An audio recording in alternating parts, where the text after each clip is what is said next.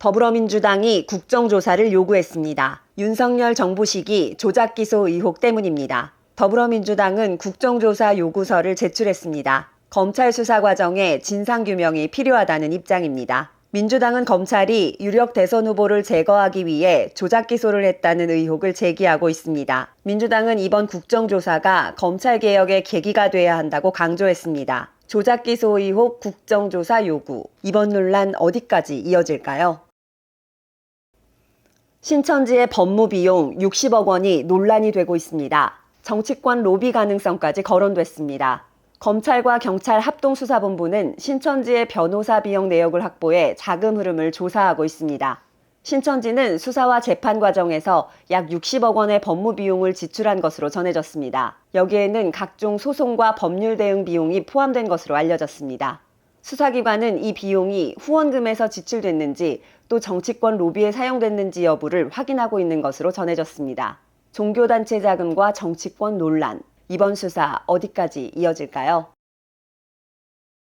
일본 법원이 통일교회 해산 명령을 내렸습니다. 한국 본부의 자금줄에도 영향이 거론되고 있습니다. 일본 통일교는 매년 약 1,000억 원을 한국 본부로 송금했습니다. 이 자금은 교단 운영에서 중요한 재원이었던 것으로 알려졌습니다. 논란은 2022년 아베 신조 전 총리 피격 사건 이후 커졌습니다. 범인은 통일교 헌금 때문에 가정이 파탄났다고 진술했습니다. 사건 이후 일본 정부는 통일교 헌금 구조를 조사했습니다. 그리고 일본 법원은 종교법인 해산 명령을 내렸습니다. 일본 통일교 해산 결정, 한국 본부 재정에도 영향이 있을까요? 이번 결정이 어떤 변화를 가져올지 관심이 쏠리고 있습니다. 유튜버 전한길이 국민의힘 탈당 의사를 밝혔습니다. 3월 11일 당사의 탈당계를 제출할 예정입니다. 전한길은 최근 국민의힘 결의문 채택에 격분하며 당이 보수 지지층을 배신했다고 비판했습니다. 국민의힘 지도부는 전한길 탈당에 대해 큰 관심이 없으며 오히려 탈당을 반기는 분위기라는 반응도 전해졌습니다. 이번 탈당 선언은 보수 진영 내부 갈등과 정치 유튜버 영향력 논쟁으로도 이어지고 있습니다. 정치 유튜버와 정당 갈등이 커지는 상황, 이번 탈당 선언 어떤 파장을 낳을까요? 미국과 이스라엘의 이란 군사작전이 11일째 이어지고 있습니다. 하지만 전쟁의 끝은 여전히 보이지 않습니다. 미국과 이스라엘은 이란의 군사시설과 핵 관련 거점을 타격하는 작전을 이어가고 있습니다. 하지만 전쟁의 목표와 종료 시점은 여전히 불투명한 상황입니다. 트럼프 대통령은 전쟁 기간에 대해 엇갈린 발언을 내놓고 있습니다. 한편으로는 곧 끝날 것이라 말했지만 또 다른 발언에서는 장기작전 가능성도 언급했습니다. 미국 정부 내부에서도 전쟁 목표와 종료 시점에 대한 설명이 서로 엇갈리고 있습니다. 전쟁이 언제 끝날지 명확하지 않다는 분석도 나옵니다. 전쟁은 계속되고 메시지는 엇갈리고 있습니다. 이 전쟁의 끝은 어디일까요? 윤석열 전 대통령 변호인단이 정치권에 메시지를 내놨습니다. 변호인단 이름을 정치적으로 사용하지 말라는 요청입니다. 윤 전 대통령 변호인단에 참여한 유정화 변호사는 변호인단 명칭이 정치적으로 사용되는 상황을 우려한다고 밝혔습니다. 유 변호사는 윤 전 대통령 관련 재판이 10건 이상 진행되고 있다고 설명했습니다. 변호인단은 정치가 아니라 재판 대응에 집중하고 있다고 밝혔습니다. 또 보수 진영 내부에서 비난과 책임 공방이 이어지고 있다며 지금은 단합이 필요하다고 강조했습니다. 전직 대통령 재판과 정치권 논쟁이 겹치고 있는 상황, 보수 진영의 단합 가능할까요? 이재명 대통령 탄핵 주장에 정치권 충돌이 커지고 있습니다. 한준호 더불어민주당 의원은 국민의힘의 탄핵 주장을 확인되지 않은 음모론에 근거한 무책임한 선동이라고 비판했습니다. 한 의원은 2004년 노무현 대통령 탄핵안을 언급하며 근거 없는 정치 공세가 정치에 큰 상처를 남겼다고 말했습니다.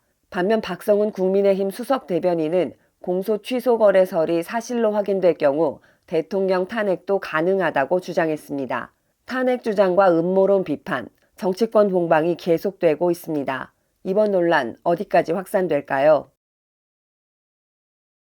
신천지 신도들이 정치에 개입했을 가능성이 제기되며 논란이 커지고 있습니다. 2021년 신천지 신도 약 4,600명이 국민의힘 책임당원으로 가입한 정황이 포착됐습니다. 합동수사본부는 신천지 신도 명단과 국민의힘 선거인단 명부를 대조했습니다. 그 결과 약 0.8%가 일치한 것으로 확인됐습니다. 홍준표 전 시장은 과거 신천지 신도 10만 명이 경선에 개입했다는 의혹을 제기했습니다. 하지만 수사에서 확인된 숫자는 그보다 적었습니다. 종교단체의 정치 개입 가능성이 제기된 이번 논란, 정치권에 어떤 영향을 미칠까요? 유튜버 전한길 씨가 신당 창당을 고민하고 있다는 소식이 전해졌습니다. 전 씨는 윤어게인 신당 창당 가능성을 검토하고 있다고 밝혔습니다. 현재 지지자들의 의견을 수렴하고 있습니다. 전 씨는 4가지 선택지를 제시했습니다. 국민의힘 지지, 자유와 혁신 지지, 다른 보수정당 지지, 신당 창당입니다. 전 씨는 지난해에도 창당을 검토했지만 윤석열 전 대통령의 만류로 중단했다고 밝혔습니다. 지금 보수 진영에서는 새 정치 세력 가능성까지 거론되고 있습니다. 이 흐름이 정치 지형을 바꿀까요? 이재명 대통령이 경제 메시지를 다시 강조했습니다. 핵심 키워드는 상생입니다. 이 대통령은 대한민국의 지속적인 성장을 위해 상생이 필요하다고 강조했습니다.